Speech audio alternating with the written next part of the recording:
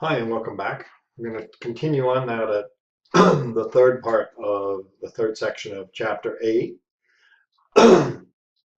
Channel Strategy. And what we're going to talk about first is multi-channel distribution. So multi-channel is pretty easy. It's using two or more channels.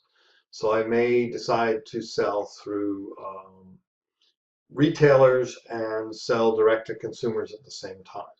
Or I may decide to use wholesalers for some products and some markets and sell direct to retailers in other markets. All sorts of different kinds of multi-channel. Here's a few examples here. Some companies produce their own brand that are resold through various resellers or wholesalers and retailers. And then they may make a private label brand for a specific retailer. So sell direct to that retailer who's going to resell to the consumer. We might sell directly to large volume retailers, like say the Walmarts and Targets of the world, and then use wholesalers to sell to smaller markets like the local convenience store or the specialty store in a particular market. So we might have two different channels for two different kind of retailers. And geographically, we might choose to use a direct sales force in larger markets and use intermediaries in smaller markets. So if we're selling a product that into a large market, like say in New York City or East Coast, we may sell direct, and then in Nebraska and Iowa, we may use wholesalers or retail intermediaries. So a couple of different kinds of multi-channels there. There are lots of different multi-channels. If a manufacturer decides to directly distribute, their existing channels may leave them. So if I'm a manufacturer, and I can use my own examples here, if I'm a manufacturer, I used to sell Patagonia product.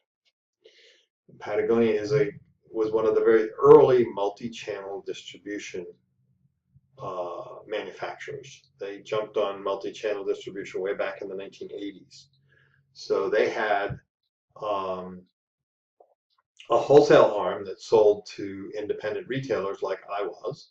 So we bought product from Patagonia direct from their salespeople. So they didn't have agents, they had their own salespeople, and they shipped direct to my retail operations. They also had a catalog at the time, mail order catalog, that became an internet sales channel later on. So they sold direct to consumers using their own catalog. So they had, that's two channels.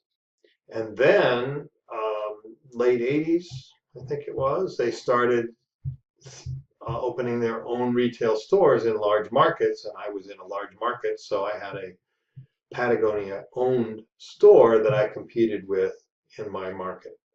None of those things, those multi-channels, made me as an independent retailer very happy because I was competing with Patagonia both they were selling direct to my consumer in mail order, and they were also selling direct to my consumer with their own store, and then they were expecting me to buy their product and resell it. Obviously, in their direct channels, they had an advantage. They were the producer of the product, so they had better cost structures, could offer superior service in some cases, or lower prices. So that's a problem for me as an intermediary. So my choices when that starts to happen is I could stop carrying their product. I might not drop them if they're too important. And Patagonia is a significant product that has a large following, so it's an important product for the consumer that I was appealing to. So the third choice is the choice that I took with Patagonia, is I kept them, but I de-emphasized them. So I kept selling Patagonia products, but I sold fewer categories of their product and definitely de-emphasized them. They didn't get the best rack space, they didn't get the highest traffic areas in the stores. They were de-emphasized. So Patagonia was there. I had the brand, I had the product, but I didn't sell as much of Patagonia as I could have because I chose to go in other directions.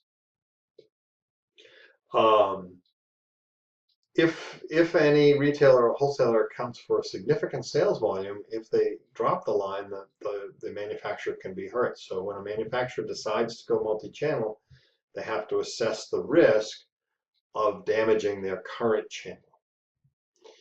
Big important thing. The second thing they have to think about, well, before we go there, I'm jumping ahead of myself a little bit. Direct marketing for Patagonia provided incremental revenue. So they've got a wholesale marketing system where they're selling to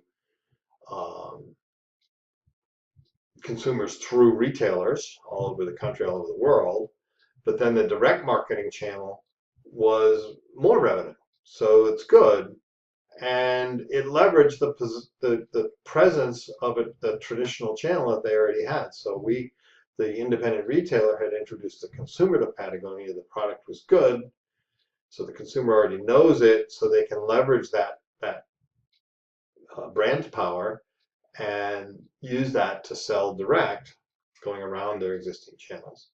And sometimes consumers are happier with that. They don't want to drive to a store. They can shop the catalog.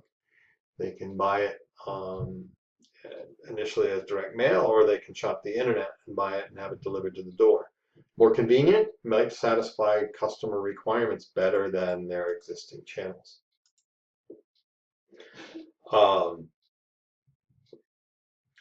It works for the manufacturer if it generates incremental revenue. In other words, if revenues rise by having multi-channel marketing, that's good. So that's good. Doesn't overly cannibalize sales from traditional intermediaries.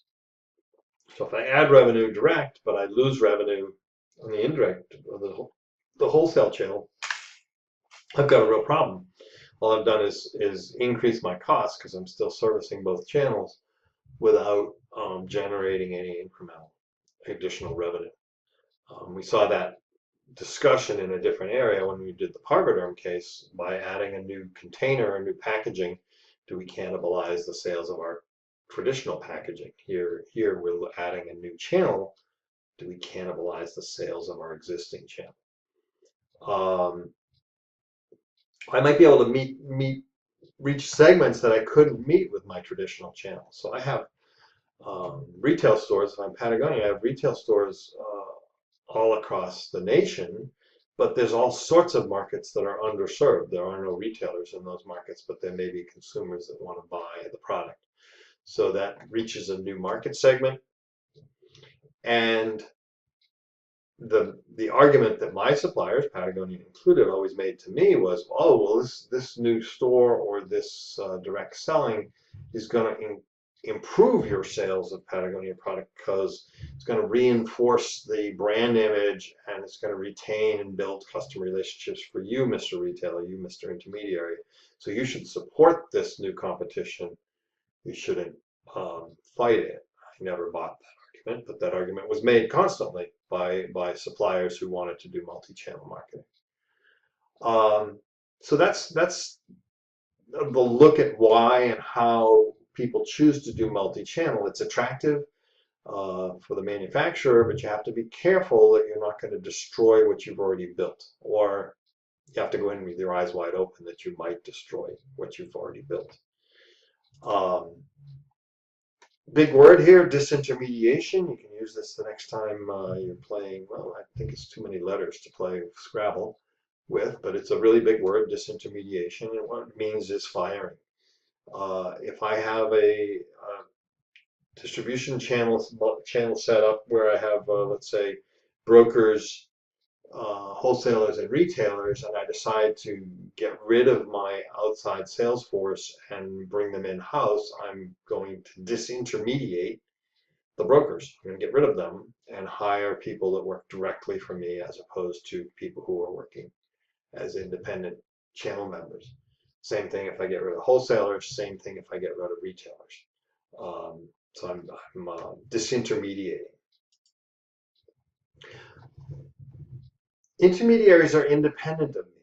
They choose who they want to deal with.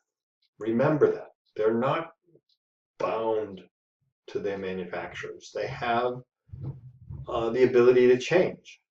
And they want to make sure both that the products that they are being offered meet the needs of their markets, and that they're able to support those products and make money selling those products. Intermediaries often look for marketing support from their manufacturers.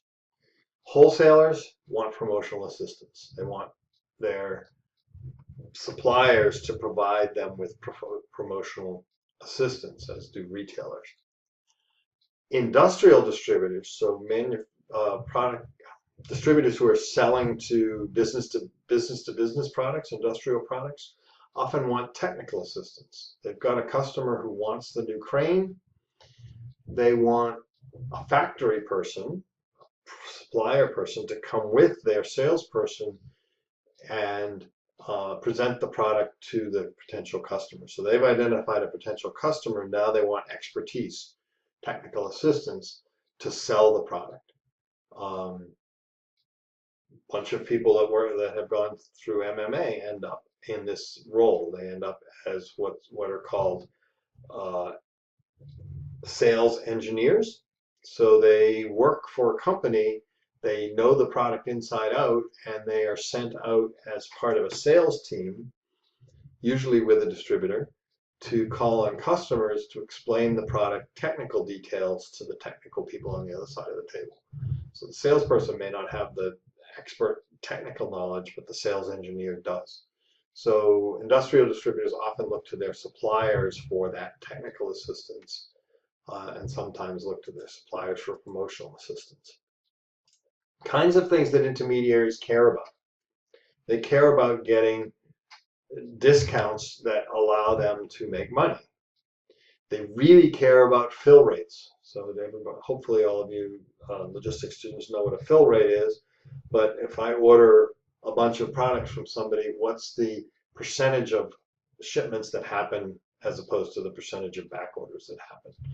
So it's really important for both retailers and wholesalers to have high fill rates, because if they have high fill rates, they can turn their inventory more frequently.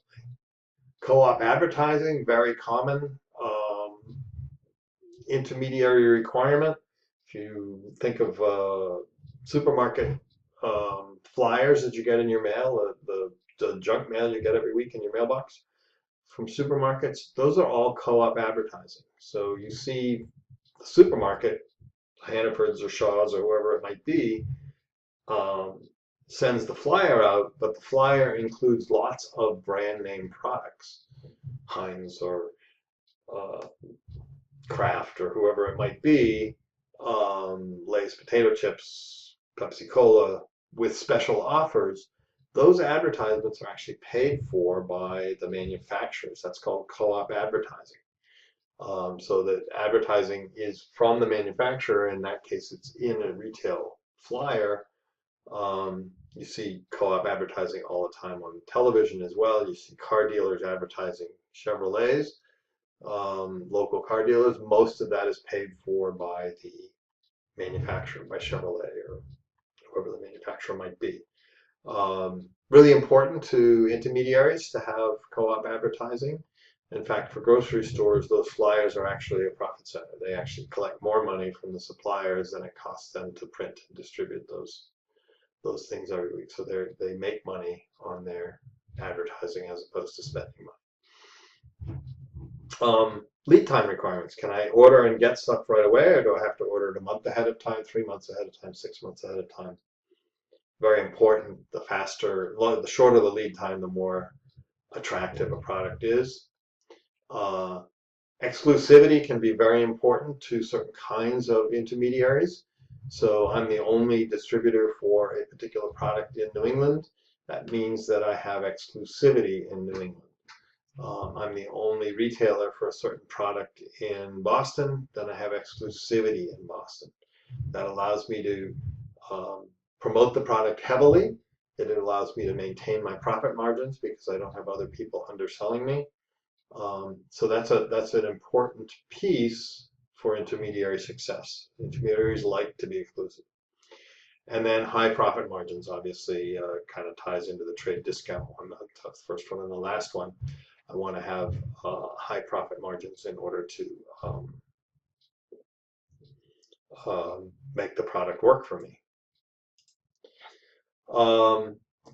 Channel conflict is very, very common. So fighting between various levels of distribution channels is very common. Though we have a common interest in getting the product to the consumer, everybody in the channel is working together to get the product to the consumer. We have different interests in terms of our profit-making incentive. So channel conflict happens when one channel member bypasses another and sells or buys direct. So let's say there's a channel of distribution for a particular kind of product where there's a wholesale channel and that wholesaler sells to all of the retailers. Well, one retailer gets the idea that maybe they could skip the wholesaler and go direct to the manufacturer. The manufacturer agrees and sells direct. All of a sudden, the wholesaler is in conflict with both the retailer and the manufacturer. So you've got a conflict that has to be resolved. Disputes over how margins are distributed often happens. So certain pieces in the channel may get squeezed for profit and they want relief from that. So they may get, if they're a wholesaler, they may be being squeezed by retailers who want better deals, or they may be being squeezed by the manufacturer who wants the wholesaler to take a smaller margin. So definitely a place for dispute.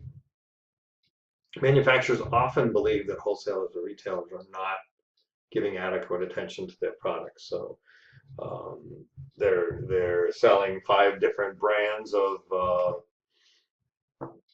work gloves, and my brand of work gloves is not getting the best space on the rack in the retail store, or is the last one that the wholesale salesperson talks about with the retailer. So I'm not getting good representation from my wholesaler or my retailer. So I'm unhappy as a supplier. I don't believe that I'm getting the best attention that I should be. And then dual distribution, multi-channel distribution can be a real problem for various members of the channel. So you got to be careful how you do that. Oftentimes in distribution channels, there's one party who has the most power, and though there's no formal titles, we call that person, in academics anyway, we call that person a channel captain. And the channel captain is the one who has the most power in the channel, and they use that power, they can use that power to make the channel work smoothly and reduce conflict. They can also use that power to benefit themselves and hurt other members of the channel. So it depends on who the channel captain is and how they use their power, but there's usually one member of the channel that's the most powerful. It's often the manufacturer, the producer, but not always. Many channels, for instance, that Walmart is in and that Amazon is in, they're such big players that they have the channel power even though they're not the manufacturer. And they can use that power to drive up their profit and drive down other people's profit in the channel. And Walmart is famous for doing that, but that can also have negative effects on various members of the channel. It can drive manufacturers out of business. It can drive other people, other channel partners with a particular manufacturer out of carrying that product. If Walmart's getting a better price and they're not, then they can't compete with Walmart, so they'll go somewhere else. They'll either fail or go somewhere else. So channel power can be used as a positive, or it can be used for self-interest. It depends on the situation. So we might decide to change our channel. If we have a channel set up, we might decide to change the channel for these reasons: to maximize revenue, to satisfy market requirements that aren't being satisfied, or to provide better coverage. Whenever you're doing that, you have to be careful. First of all, on the upside, is this going to improve my coverage of my target market? Is it going to help my buyer, my consumer? And there's a mistake there in that slide. Improve the satisfaction of buyers' needs. Should be a question mark. How will I do that? Cause marketing functions to be absorbed. If I change it, am I going to have to take on some of the marketing functions? Is it going to affect other members of the channel? And will it get me where I want to go? You have to know what your objectives are in order to do that. Whenever you make a change, you have to be sure that you understand that you're going to have to do the things that whatever change you're making, whatever person you're eliminating was doing. So if I eliminate a wholesaler, I have to add retail salespeople because the wholesaler was making the sales. I have to administer those salespeople. I have to now carry inventory. Before, the wholesaler was buying the inventory and stocking it, owning it until it was sold to the retailer. They were also storing it and delivering it to the retail, and they were providing credit to the retailer. So there's the accounts receivable. So all of these things are being picked up, these costs are being picked up by the wholesaler. If I get rid of the wholesaler, I have to do all those things. So yes, I don't have to give them their margin anymore. I can sell at a higher price without the wholesaler. I don't have to give the wholesaler the wholesale discount, but I have to do all the things that the wholesaler was doing. So I have to make sure that what I'm doing will work. So this is a little example, very simple example of a typical channel. I'm on the left, it's what I'm doing now. I'm selling to wholesalers and I'm giving them the cost of my margin, the profit margin that I'm giving to wholesalers is $5 million. And I have a sales force that calls on wholesalers, and that costs me $500,000. So my total cost of selling to wholesalers and letting them resell to retailers is $5.5 million. If I get rid of them, I have to pick up what they've been doing selling to retailers, and that's going to cost me $1.5 million in sales costs to pay salespeople to call on retailers. I'm also going to have to administer those salespeople, which is going to cost $250,000. I have to pick up the cost of owning the inventory, including insurance, obsolescence, and just the money cost. We estimate that to be $935,000. I also have to deliver the product and build distribution centers to store the product. We're looking at just under $2 million there, and then I have to both provide credit to my retailers and deal with bad debts and so forth and collections, and that's that. So the total cost there is $5 million as opposed to the total cost of selling to wholesalers is $5.5. So we save the $5 million wholesale, or $5.5 million cost to wholesale, but we spend $5 million of that 5.5 in doing the things that the wholesaler was doing. So the questions at the bottom are sort of, who knows? Which alternative should be selected? Well, it's cheaper to go through, to set up my own distribution centers, but is that going to work? I'm going to lose the wholesaler's sales force. Is my sales force going to be better than theirs or not as good? I don't know. Well, that's the decision-making factor. So yes, it will be cheaper, slightly, 10% cheaper to go direct, get rid of that wholesaler, but which method is going to work best?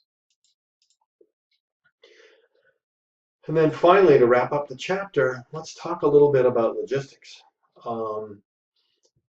We did just look a little bit at logistics in that last slide. The logistics cost is the cost of storage, the cost of order processing, the cost of holding inventory, and the cost of transportation. So when I'm setting up my distribution network, my channel of distribution, I have to look at this. Who's going to absorb these costs? How important are these costs?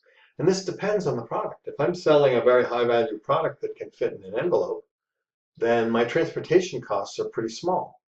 But if I'm selling cement, my transportation costs are probably higher than the cost of my product. So how important is transportation?